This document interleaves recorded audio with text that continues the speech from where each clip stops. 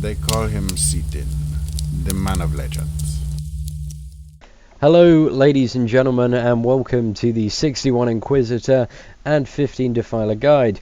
Now, as of patch 2.3 hotfix 11, I currently deem this with my almighty wisdom to be the best DPS spec for clerics in both Storm Legion, raids and dungeons, and I will explain why at the end of this video. But I know most of you are here to just watch what buttons you should mash in what order, so I will dive straight into that.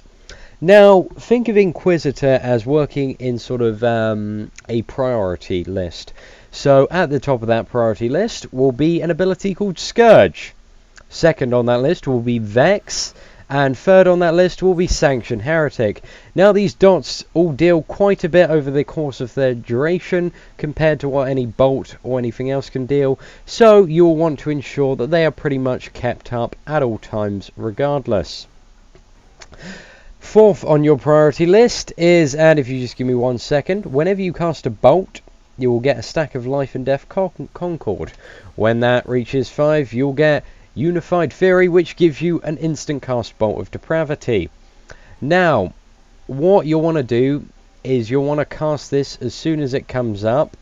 Bolt of Depravity without Unified Fury is not worth casting. So number 4 on your priority list, just to confirm, is Bolt of Depravity only when you have Unified Fury. And as soon as you get Unified Fury, use it so you can get more stacks of Life and Death Concord. Simple as that, ladies and gentlemen. So that's number 4 on your list. Number 5 on your list will be Nissa's Rebuke, which is a hard-hitting channeled ability, which also grants you stacks of Life and Death Concord for over the entire duration. Number 6 on your list of priorities will be Bolt of Retribution, only when you have Echoing Concord up. So as you can see, that reduces the cast time of it by 0.5 seconds, reducing it to a 1 second cast time and making it better than Bolt of Judgment. Now, the 7th ability on your list of priorities will be an ability called Bolt of Judgment, and this is sort of your kind of filler ability if you have it. So what I'm going to do is I'm going to show you how to basically rotate the bolts. So just for this, I'm not going to have any of the dots on. So what you want to do is, as soon as you got Bolt of Depravity off, you want to use 2 times Bolt of Retribution, which consumes the stacks of Echoing Concord, and then you want to use 3 times Bolt of Judgment, or 2 times Bolt of Judgment if you use Sanction Heretic. So you can practice and repeat this, endlessly. So Bolt of Depravity, 2 times Bolt of Retribution, 3 times Bolt of Judgment. Simple as that, rinse and repeat. So what you'll want to do to get full DPS out of this spec now is we will do the rotation all together. How fun is this? Very fun, I know. Is you want to factor absolutely everything in, just making it a bit more fast paced, etc. Be aware of the stacks. If you need any sort of add-ons, there are add-ons available to make sort of Life and Death Concord and Echoing Concord. The ability icons for that much larger. Stuff like Crawl Alert, if you feel you need that. That is a possibility. So this is the rotation at a sped up pace. As you can see, I'm ensuring I'm keeping all my dots off. And basically just spamming bolts, really. Keep up your dots, spam your bolts, and it is as easy as that, ladies and gentlemen.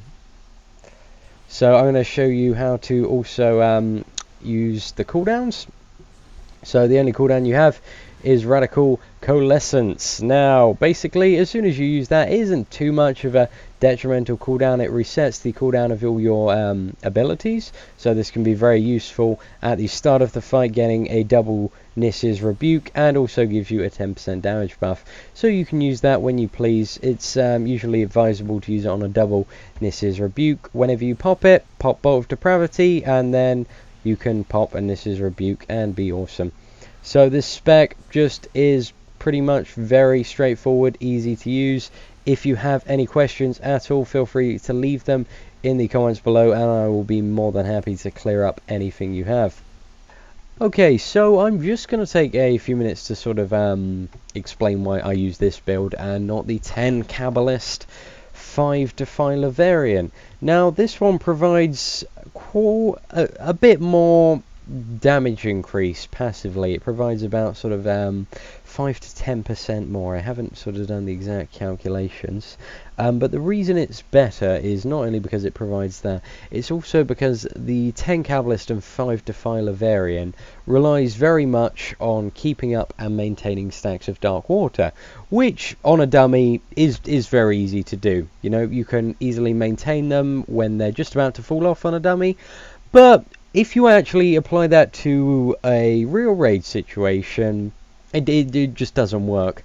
There are many fights, pretty much every fight in Storm Legion raiding, apart from a couple, for example, Golok, you know, that's the only one I can think of, don't have massive amounts of single target.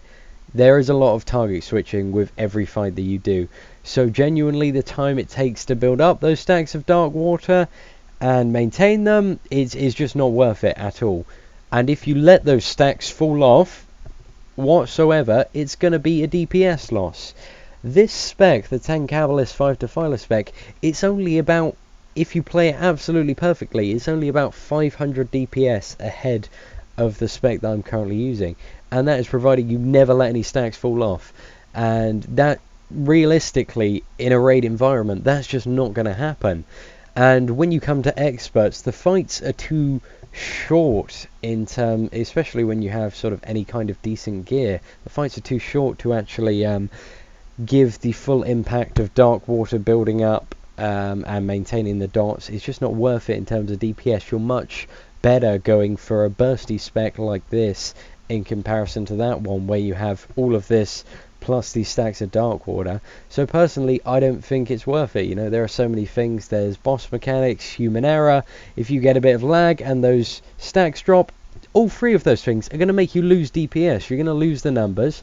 Fair enough, if you're Korean, go for Ahov's build. It's brilliant, you know, if you can keep it up. But realistically, the majority of people in the majority of fights, it's going to be a DPS loss. You're going to lose out on damage, overcomplicate things, and in terms of actually progressing on fights, a spec where you're not too comfortable with, you're gonna, you know, pay more attention to focusing on the spec rather than the fight. So, you know, your raid awareness is gonna go down. So that is it for the guide, pretty much, guys. I'll link both, you know, my spec and Ahov spec. You can feel free to try out both if you like, but you know, I'd suggest going with this spec, unless in fact you're Korean, as I've mentioned earlier, then you'll love Ahov spec. Go for it. Thank you once again for watching. Any comments, questions, tips, or compliments, feel free to leave them in the comments below. Thank you for watching.